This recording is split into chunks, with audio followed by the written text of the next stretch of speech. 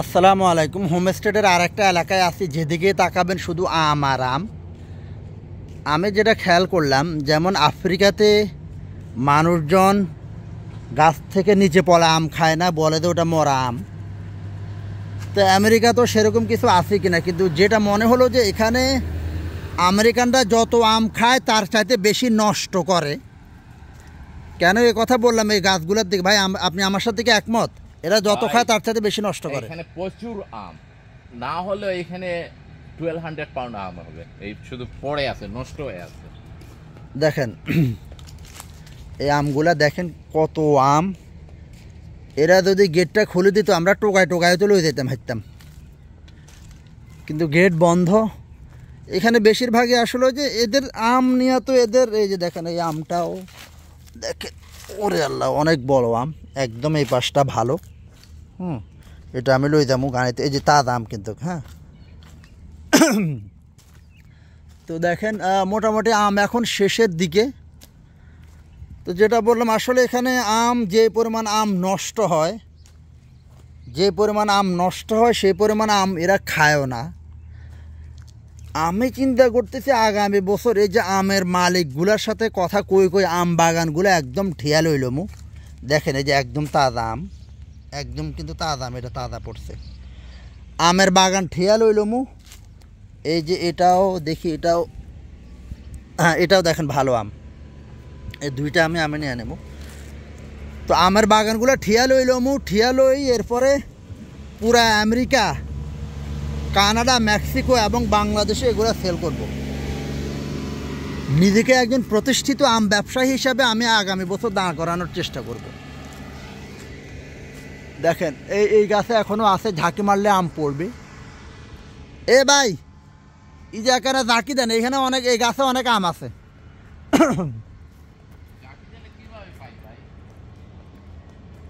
এই দুটো আমি রাখছি, ওই দুটো আমরা নেব না, এই দুটো নিয়ে নেন। দেখেন এদিকে আরেকটা বাগান, দেখেন কি পরিমাণ আম পড়ে আছে। এবং আমের যে ঘ্রাণটা, এখানে আসলে আপনি এরকম করে আমের ঘ্রাণ আপনি নিতে পারবেন। তো না খাইতে পারলেও আমের ঘ্রাণটা নেওয়া যায়। আর হোমস্টেডে প্রতিটা বাড়িতে কিন্তু কুত্তা থাকে, কুত্তা থেকে সাবধান। তো আমরা এখানে এসে বাড়ির মালিককে ডাক দিলাম, দূর থেকে সে দেখে হাত দিয়ে কি ইশারা করলো, তার সাথে একটু কানেক্ট করার চেষ্টা করলাম। বাট আসলে যেহেতু এরা বেশিরভাগই স্প্যানিশ, কথা বোঝে না। দেখেন বিশাল, এটা হলো প্রাইভেট প্রপার্টি। এবং কি পরিমাণ যে আম পড়ে আছে জাস্ট একটু দেখাই আপনাদেরকে। আমি আসলে হোমস্টেডে আসলে এই আম নিয়ে অনেক ভিডিও দিছি, আপনারা আসলে বিরক্ত হবেন না। আমার ভালো লাগে যে এই যে এত আম। তো আজকে আম কিনতে আসলাম, আম কিনে আমার কিছু জায়গায় পাঠাবো, মূলত সেই জন্যই আসা এখানে।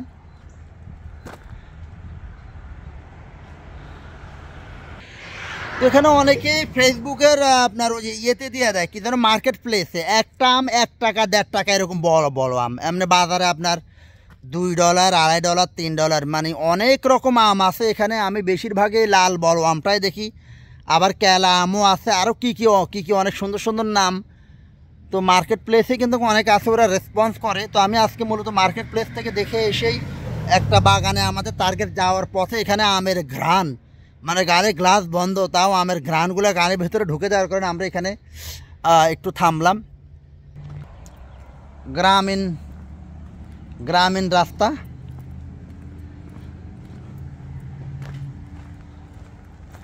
দেখেন আমগুলা অনেক ভালো ভালো। হ্যাঁ, তো আমরা আসলে যখনই এদিকে আসি মোটামুটি আম পাওয়া যায়। টোকান্যা আম নিলেও গানের পিছনটা ভরে যায়।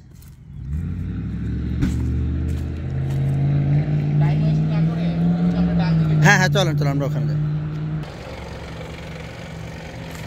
এই যে দেখছেন নি আম, কত আম।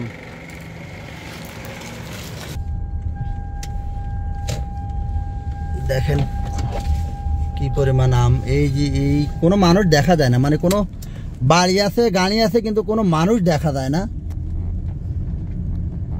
কেলা গাছ আপনি শুধু খেয়াল করেন যে আম দেখেন খেজুর গাছগুলোকে কি সুন্দর করে সাজায় রাখছে এখানে এরা। এটা খেজুর গাছ না ভাই, দেখেন রাস্তাঘাটগুলো দেখেন। এইখানে ওইদিকে হয়তো কিছু আম পেতে পারেন। তো আমরা আসলে আম বাড়ি টোকাই দিছি, যদিও আম শেষ হয়ে আসছে। কিছু কিছু বাড়িতে আম আছে, আমের বাগান পাই, বাড়ি পাই না, মানে মালিক পাই না। দেখেন কি সুন্দর কৃষ্ণচূড়া গাছ।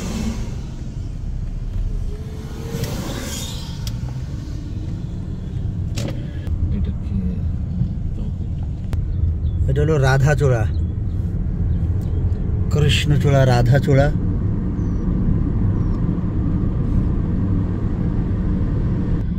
আসলে আল্লাহর কাছে হাজার শুকরিয়া, মানে আমেরিকায় এসে মানে চিন্তা করি না কখনো আমেরিকায় এসে আম, কাঁঠাল, লিচু লিচু আল্লাহ যা খাওয়াইছে। আমি বাংলাদেশেও এক মৌসুমে এত লিচু খাই নাই।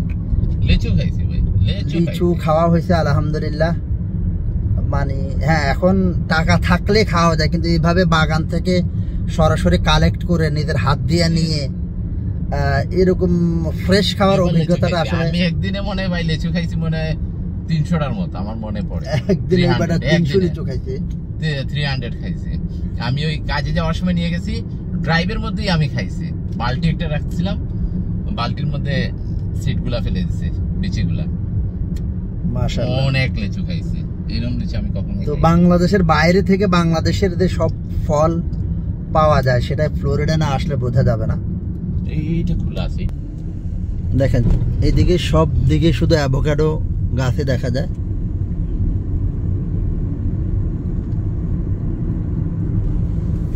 নারকেল গাছ, কলা গাছ। তা আমাদের এই কাঁঠাল কই পাওয়া যাবে এখানে? আমি কাঁঠাল নিতে হবে। কাঁঠাল পাবো, কাঁঠাল পাবো। এই যে দোকানগুলো দেখছেন না ছোট ছোট রোডের কর্নারে, ওরাই বিক্রি করে। হোমস্টেডে ওরকম মানে কমার্শিয়াল বাগান খুবই কম।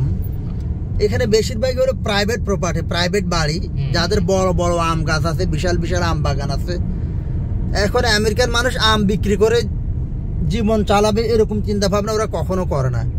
এই জন্য আম হরি হরি নষ্ট হয়ে যায়, এদের কোনো কেয়ার নাই।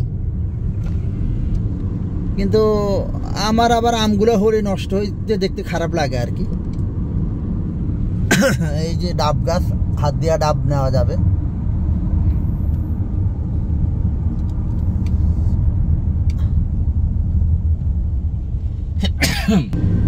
এখনো তো কত, এটা কয় মিলিয়ন হবে? এটা 1.5-2 মিলিয়ন হবে। মারে 1.5-2 মিলিয়ন, বাংলাদেশে 16, 17, 18, 20 কোটি। দেখেন কৃষ্ণচূড়া কি পরিমাণ। এই যে তেঁতুল গাছ, আর একটা তেঁতুল গাছ। কি বলেন, বাংলাদেশের 20 কোটি টাকা? 1 মিলিয়নে কত বাংলাদেশে? 20 যদি 2 মিলিয়ন হয়, হ্যাঁ 1.5 মিলিয়নে 20 কোটি হবে, রাইট? 1.5 মিলিয়ন, সেটাই আমি বলছি।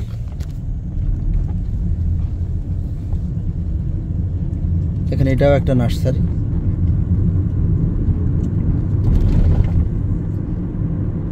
আমরা তো ডোর শান্ত বন্ধ পাই। এই বাদাম গাছ,